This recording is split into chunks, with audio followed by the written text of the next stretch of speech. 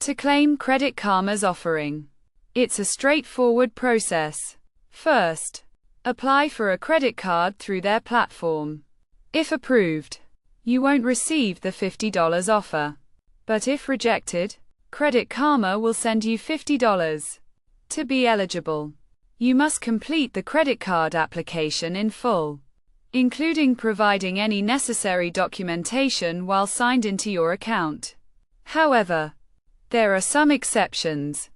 You won't be eligible if you've received a payment in the last 90 days, don't have a Credit Karma account with a verified US phone number, or if the lender declines your application because you've applied for the same card with them in the past 90 days.